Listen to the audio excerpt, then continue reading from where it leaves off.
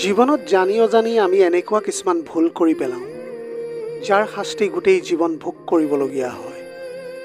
আমি কৰা সেই ভুলৰ বাবে আমাৰ এনেকুৱা ক্ষতি হয় যি ক্ষতি হাজাৰ চেষ্টা কৰিও পূৰণ কৰাটো সম্ভৱ নোহোৱা হয়। সেইবাবে আজি আপোনালোকক এনেকুৱা কিছুমান ক্ষতিৰ কথা শ্বেয়াৰ কৰিব খুজিছোঁ যিবোৰ ক্ষতি স্বাভাৱিকতে আমাৰ চকুত নপৰে আৰু আমি সেই ক্ষতিবোৰ কথা অনুভৱো নকৰোঁ সহজতে। তাৰ ফলস্বৰূপে সেই ভুলৰ ক্ষতি আমাৰ গোটেই জীৱনটোকে অন্ধকাৰ কৰি তোলে। ভিডিঅ'টোৰ জৰিয়তে আজি এনে 4টা গোপন কথা আপুনি গম পাব যি কথা আপুনি মৃত্যু পৰ্যন্ত গোপনে ৰখাটো আপোনাৰ বাবেই মংগল। যদি ভুলক্ৰমেও এই কথাকেইটা আপুনি দ্বিতীয়জনক কয় তেন্তে ইয়াৰ পৰা আপোনাৰ হ'ব পৰা ক্ষতিৰ বিষয়েও আপোনাক সম্পূৰ্ণ বাস্তৱ উদাহৰণসহ জনাবলৈ চেষ্টা কৰিম। আজি যিকেইটা কথা আপোনালোকক ক'বলৈ ওলাইছোঁ সেই কথা আমি মনে সজা নহয়।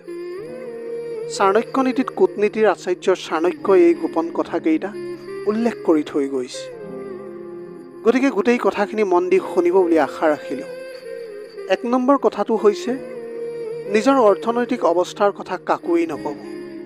আপোনাৰ হাতত কিমান টকা আছে, প্ৰতিমাহে আপুনি কিমান টকা ইনকম কৰে, নাইবা আপোনাৰ ব্যৱসায় বাণিজ্যত হোৱা অচলাৱস্থা, আপোনাৰ দুৰৱস্থাৰ কথা কেতিয়াও কাকোৱেই নক'ব।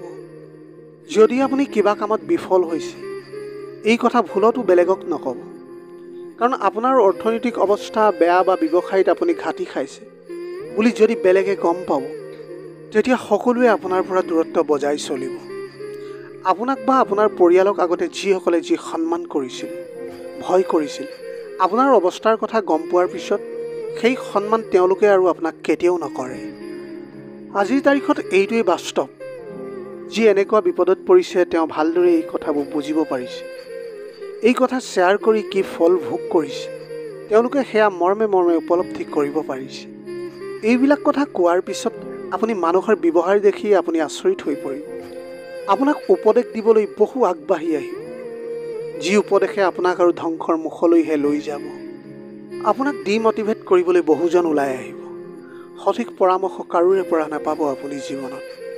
অসমীয়াত এষাৰ কথা আছে, ধাৰে নোৱাৰি গাদীৰে মৰা আপোনাৰ লগতো তেনেকুৱাই হ'ব। এইবোৰ কথা, এইবোৰ চিন্তাৰ মাজত আপোনাৰ ব্ৰেইন একেবাৰে অস্থিৰ হৈ পৰিব। আপুনি ব্যক্তিকৰ মাজত সময় কটাব লাগিব, কিন্তু কাকো নক'ব মানে এইটো নহয় যে আপুনি আপোনাৰ মা দেউতা, আপোনাৰ পত্নী মাতৃ, সন্তানকো নক'ব, সেইটো নহয়। আপুনি সদায় সেইসকলকহে নক'ব যি আপোনাৰ ঘৰৰ নহয়, যি আপোনাৰ আপোন নহয়। আপোনাৰ ভাল বিচৰা একেবাৰে নিজৰ মানুহখিনিৰ সৈতে অৱশ্যে শ্বেয়াৰ কৰিব, আলোচনা কৰি সমাধানৰ সঠিক পথ উলিয়াব, কিন্তু কথাবোৰ ঘৰৰ বাহিৰ হ'বলৈ নিদিব। ইয়াতে আৰু এটা কথা, যদি আপোনাৰ ব্যৱসায় ভালে চলিছে, আপোনাৰ প্ৰতিমাহে ভাল উপাৰ্জন হৈছে, এইবোৰ কথাও নক'ব।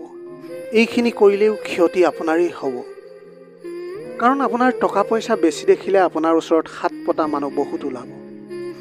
যেতিয়া আপুনি কিবা কাৰণত বিচৰাজনক নিদিব, সহায় নকৰিব, আপোনাৰ শত্ৰুতা বাঢ়িব। আপোনাৰ সৈতে থকা ভাল সম্পৰ্কটো তেতিয়া ফাট মেলিব, কাৰণ আপুনি ইমানো ধনী নহয় যে সকলোকে সহায় কৰিব পাৰিব। যেতিয়াই বিচৰাখিনি আপোনাৰ পৰা তেওঁলোকে নাপাব, আপোনাৰ সম্পৰ্কবোৰ ক্ৰমান্বয়ে বেয়া হৈ গৈ থাকিব। সেইবাবে ভালেই হওক বা বেয়াই হওক কাকোৱে প্ৰকাশ নকৰিব। সহানুভূতি বা বাহ পাম বুলি কেতিয়াও আশা নকৰাই ভাল তেওঁলোকৰ পৰা। 2 নম্বৰ কথাটো হৈছে নিজৰ পত্নীৰ চৰিত্ৰৰ কথা কাকোৱেই প্ৰকাশ নকৰিব। মানে ক'বলৈ ওলাইছোঁ, আপোনাৰ পত্নীগৰাকীৰ স্বভাৱৰ কথা বেলেগক গাই নুফুৰিব। এটা কথা সদায় মনত ৰাখিব, আপোনাৰ পত্নী আপোনাৰ পৰিয়ালৰ সন্মান। ধৰি লওক আপোনাৰ কিবা কথাত পত্নীৰ সৈতে কাজিয়া হৈছে আৰু আপুনি কাজিয়া কৰি খং কৰি ঘৰৰ পৰা ওলাই আহি লগৰ কাৰোবাক আপোনাৰ অফিচৰ কোনো সতীৰ্থক সেই কথা কৈ দিলে। নিজকে শুদ্ধ বুলি প্ৰমাণ কৰিবলৈ আপুনি নিজৰ পত্নীৰ গাত দুখ জাপি তেওঁ যে বেয়া সেই কথা বেলেগক কৈ দিলে। আমাৰ সমাজৰ আটাইতকৈ অপ্ৰিয় সত্যটো হৈছে মানুহে বেলেগৰ বদনাম গায়, বেলেগৰ বেয়াটো শুনি ভাল পায়। আৰু তেনেকৈ যেতিয়া কোনোবাই আপোনাৰ পত্নীৰ বদনাম আপোনাৰ মুখেৰেই শুনিব তেতিয়া তেওঁ এটাকে 10টা কৰি কথাটোত ৰসন সানি আৰু 10জনক কৈ ফুৰিব। তেতিয়া আপোনাৰ বা আপোনাৰ পৰিয়াল আৰু আপোনাৰ পত্নীৰ জানো কিবা সন্মান বাচি থাকিব? সেইবাবে এই ডাঙৰ ভুলটো আপুনি মৰি গ'লেও নকৰিব। আজি আপোনালোকে কাজিয়া লাগিছে, কাইলৈ পুনৰ ভাল হ'ব, কিন্তু মুখৰ পৰা ওলাই যোৱা সেই কথা আজীৱন থাকি যাব। তৃতীয় কথাটো হৈছে নিজৰ দুৰ্বলতাৰ কথা কাকোৱে শ্বেয়াৰ নকৰিব। চাওক, প্ৰতিজন মানুহৰে কিবা নহয় কিবা এটা সমস্যা থাকে। প্ৰতিজন মানুহৰে কিবা নহয় কিবা এটা দিশত দুৰ্বলতা থাকে। ব্যক্তিগত কিছু সমস্যা সকলোৰে থাকেই।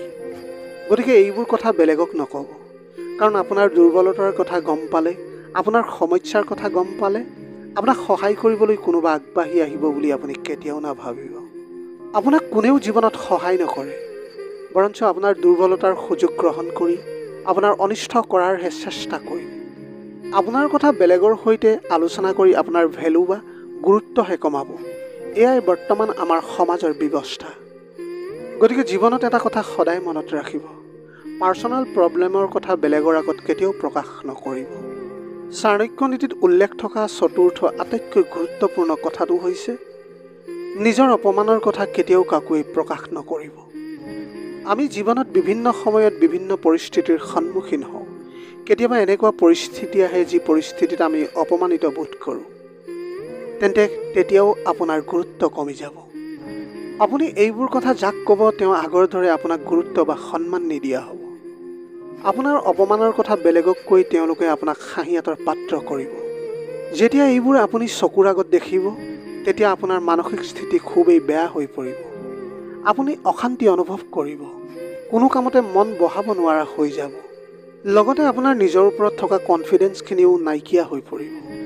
এইবোৰ চিন্তাই আপোনাক কোনো ক্ষেত্ৰতে আগবাঢ়িবলৈ নিদিব। আপুনি সকলো ফালৰ পৰা স্তব্ধ হৈ পৰিব। এনেকৈ লাহে লাহে আপোনাৰ জীৱন ধ্বংসৰ ফালে গতি কৰিব। সেইবাবে নিজৰ অপমানৰ কথা কেতিয়াও কাকোৱেই কোনো কাৰণতে প্ৰকাশ নকৰিব। মানে যাৰ জীৱনত যেনেকুৱা পৰিস্থিতিৰ উদ্ভৱ হয় সেই হিচাপত ধৰি লওক তেওঁ কথাটো।